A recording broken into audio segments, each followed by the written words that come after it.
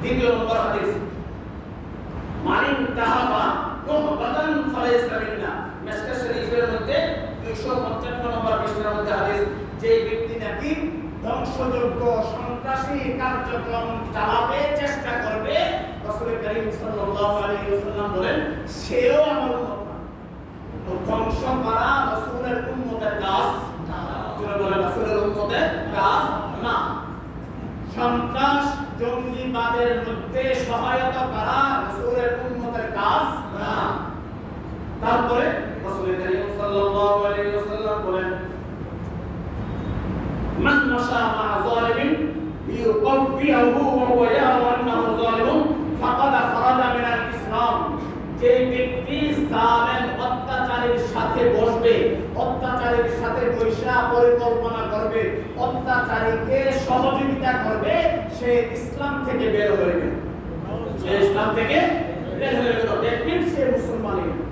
এখন কথা বলে তো বলবেন যে উগ্রবাদের মতো পক্ষপাতিত্ব করতেছে না, এটা কি পক্ষপাতের কথা নাকি ইসলাম আল্লাহ আল্লাহ রাসূলের পক্ষের কথা? আল্লাহ রাসূলের পক্ষের। এখন আপনাদের কাছে আমার প্রশ্ন, যে কোনো দেশের যে কোনো দাবি দাওয়া অধিকার আদায়ের কথা থাকতেই পারে, কিন্তু এটাকে কেন্দ্র করে মেট্রো রেল পুরা দেওয়া এটা কোন ধরনের অধিকার? মেট্রো রেলে কি আমরা জনগণ আসা যাওয়া করি নাকি অন্যরা আসা যাওয়া করে? তাহলে এটা জনগণের সম্পদ নাকি অন্যদের সম্পদ? এক সেকেন্ডের জন্য মেনে নিলাম এটা পুরা ক্ষমতার পরিবর্তন হইল, পরিবর্তন হওয়ার পর কি মেট্রো রেলের দরকার হলো না? দরকার হলো না? চলাচল করার মাধ্যমে এটা দিয়া তো এটা যে করলে এটা কোন মাত্রা দাবি আদায় করা হলো? স্বাস্থ্য স্বাস্থ্য জানি স্বাস্থ্য অধিদপ্তরের মধ্যে যে আগুন লাগানো হইল, ওই রোগীরা কি দোষ করলো? রোগীরা কোন কোটার আন্ডারে এই তারা এই আগুনের মধ্যে পড়লো, তাদের কি দোষ হইল? এটা কোন মাত্রা দাবি আদায়? তারপরে পাসপোর্ট অফিস পাসপোর্ট যে করে লেছে, অনেকে আছে তাদের জায়গা জমি বেচা তারপরে রেডি হইছে বিদেশে যাওয়ার জন্য, পাসপোর্ট করার ছাড়া বিদেশে যাওয়া যাবে না। কারো ভাই, কারো বাবা, কারো মা, কারো বোন, কারো ছেলে, এখন পাসপোর্ট যে করা হইল এটা কোন মাত্রা দাবি আদা? তারপরে ওই হানিফ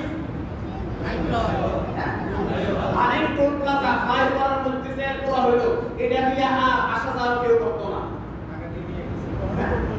টাকাগুলো নিয়ে গেছে।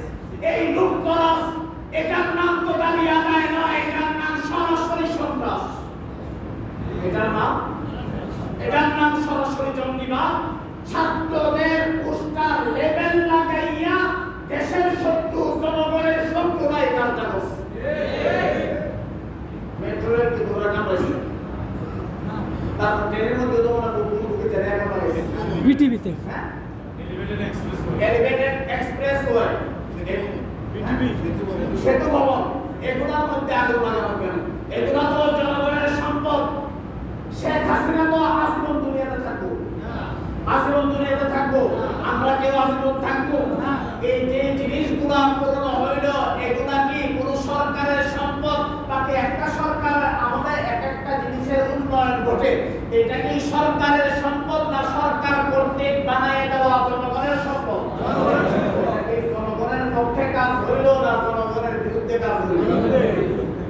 এরপরে সর্বশেষ, এখন তো কোটার যে প্রস্তাবনা এটা মানছে না, মানছে নি 5% দাবি জানাইছে, 5% মানা হইছে, 93% মেধার ভিত্তিতে দেওয়া হইছে।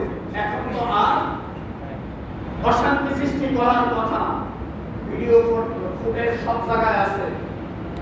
সরকার এবং প্রশাসন ওই ভিডিও ফুটেজ দেখে ওই দুষ্কৃতিকারীদেরকে গ্রেফতার করা এবং আমরা ওই গ্রেফতারের সহযোগিতা করা এটা কিভাবে দায়িত্ব। কারণ এই এখন যে দাবি আদায়ের স্লোগান তোলা হচ্ছে, এগুলো আসলে দেশকে অচল করে দেওয়ার একটা লক্ষ্য করে আমি মনে করি। আপনারা আমার সাথে একমত নেই? এখন আর গতকালকে যে একটা বাজারে গেছি, খুব খেয়াল করে আমাদের নিজেদেরও দোষ আছে।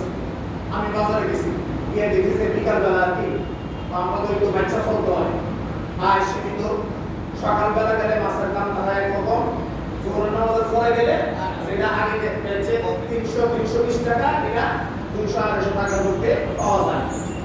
তো বাস বিকালের দিকে গেছি যে কোরআন বাজার কেউ জানতে চায় না, আল্লাহ হোসে পরবর্তীতে আমার এই কানে কানে বাজারটা না করে আল্লাহ হোসে করি। তো বেশি